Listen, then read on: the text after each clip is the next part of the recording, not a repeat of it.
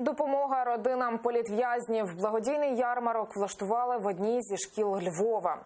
Учні приготували сувеніри, прикраси, все ручної роботи, а ще книжки та випічку.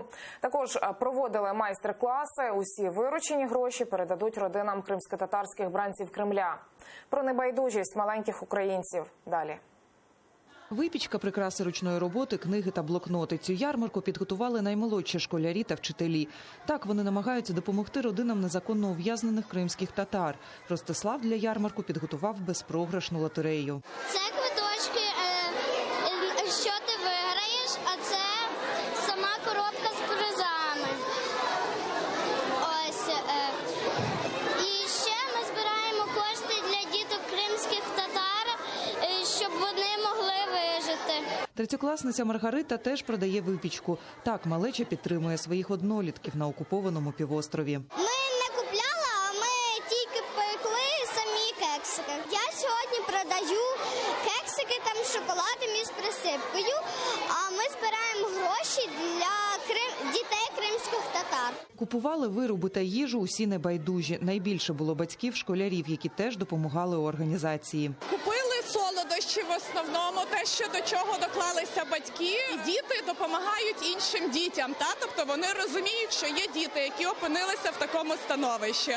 Тобто мені малий, наприклад, вчора розказував, що саме, для кого вони збирають. Окрім ярмарки, провели майстер-класи. На одному з них Диляра навчала майструвати фреску з картону і тканини. Я решила с детишками сделать вот такую вот сувенирную феску, то есть это головной убор женочий крымско-татарский.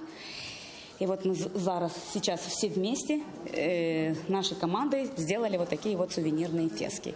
Их можно использовать как сувениры, можно использовать как украшения на голову. У адміністрації школи кажуть, важливо навчати дітей небайдужості до чужого горя. Тому вирішили влаштувати такий благодійний ярмарок. Щоб ми мали відчуття не на словах, що ми там співгромадяни, одна родина, одна громада, а що ми на ділі, ми переймаємося їхніми питаннями, ми переймаємося їхньою біллю, нас болить їхня біль, і ми в міру того, як можемо, хочемо теж долучитися до того, щоб хоч трошки їм полегшити зараз теперішні умови життя. Підтримати благодійників прийшли і представники кримськотатарської спільноти Львова.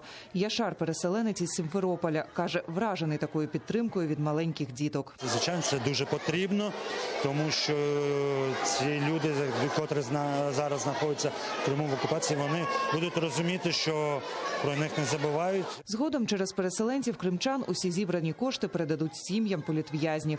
Ріана Алієва, Заман, АТР.